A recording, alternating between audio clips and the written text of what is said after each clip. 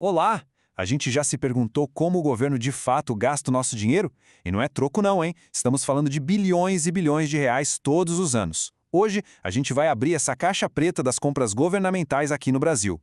É um mundo, sabe, cheio de regras, de tecnologia e, claro, de uma vigilância constante que afeta tudo, desde a merenda na escola do bairro até aquele computador novo na repartição pública. Pensa bem, quando uma prefeitura precisa de ambulâncias novas, ou o governo federal decide comprar computadores, não dá para simplesmente ir na loja e passar o cartão, certo? Então como é que funciona? Será que existe uma espécie de Amazon dos governos? A resposta para isso é um pouco mais complexa, mas olha, é muito importante. É isso aí. O nome do jogo é licitação. Pensa nisso como uma grande competição de negócios, sabe? Onde empresas de todos os tamanhos entram para oferecer o melhor produto, a melhor qualidade, pelo menor preço possível. E tudo isso é amarrado por leis super rígidas, porque no fim das contas, cada centavo que se economiza aqui pode virar mais um livro na biblioteca ou mais um leito no hospital. Tudo pronto para esse mergulho? O nosso roteiro de hoje vai da luz para a sombra. A gente começa falando de inovação, explorando esse tal de shopping do governo. Depois, a gente vai ver quem são os fiscais da lei que vigiam tudo. Dá uma olhada no lado sombrio das fraudes e, por fim, tenta entender qual é o futuro das compras públicas. E vamos começar com a parte boa, uma das mudanças mais legais, a democratização do acesso. O governo está se esforçando para que vender para ele deixe de ser aquele bicho de sete cabeças, sabe? Abrindo as portas principalmente para os pequenos negócios, que afinal são a espinha dorsal da nossa economia. Olha só que interessante a transformação na prática. O que antes era um processo super burocrático, cheio de papel, que prendia a pessoa num computador, agora está na palma da mão. Com o aplicativo compras.gov.br, um pequeno empresário lá do interior consegue enviar uma proposta pelo celular. Isso não é só sobre ser mais prático, é uma verdadeira revolução que traz mais gente para a disputa. E olha, essa onda de modernização não está rolando só em Brasília, não. Estados como o Mato Grosso do Sul estão seguindo o mesmo caminho, planejando ter um sistema de compras totalmente digital até 2026. O objetivo é o mesmo em todo lugar, ter mais agilidade e mais transparência. É uma tendência que, com certeza, veio para ficar. Mas veja bem, facilitar o acesso é só o começo da história. A verdadeira revolução digital está acontecendo nos bastidores.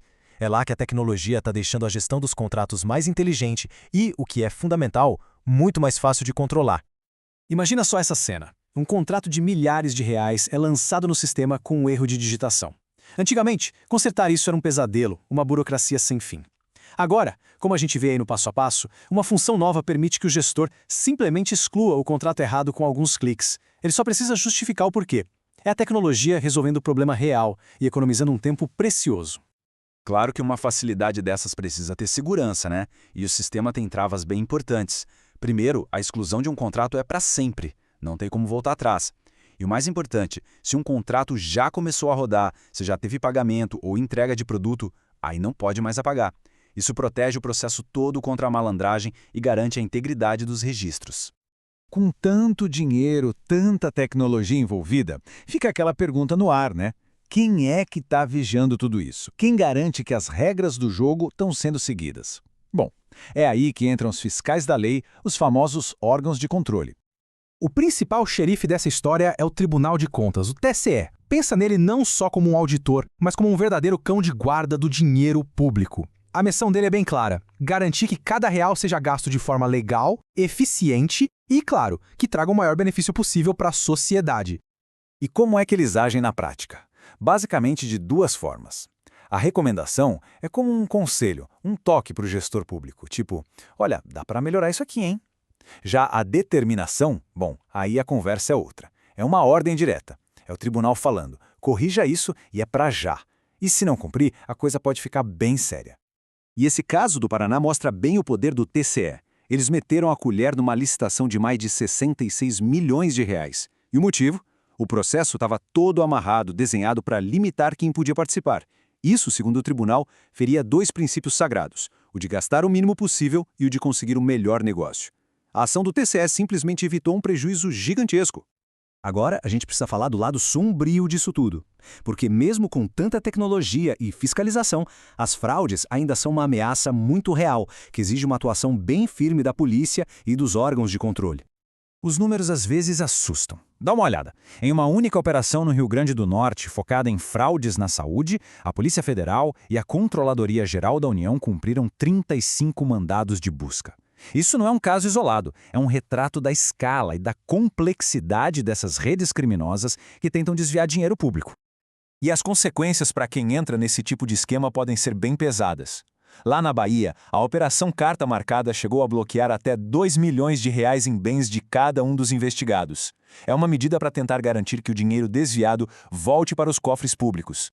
E como é que esses esquemas funcionam? Infelizmente, a receita do bolo quase sempre se repete. Contratos direcionados para empresas de fachada, preços inflados artificialmente. Às vezes o serviço é pago, mas nunca é entregue. E tem também o uso de brechas na lei, como a tal inexigibilidade de licitação, que é quando se contrata sem competição só para favorecer alguém. É praticamente um manual de como desviar dinheiro público. Certo. Mas então, qual é a saída? Qual é o caminho para o futuro? A resposta talvez não esteja só em mais tecnologia ou em mais polícia, mas em algo que é a base de tudo: investir nas pessoas que operam o sistema.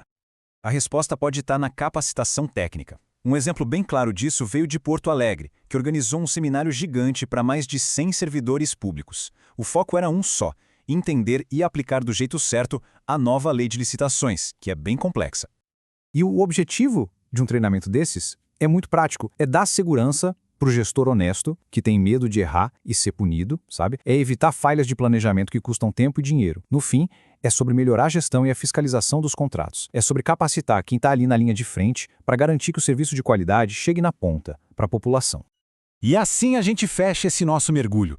As compras públicas, como vimos, são um campo de batalha constante.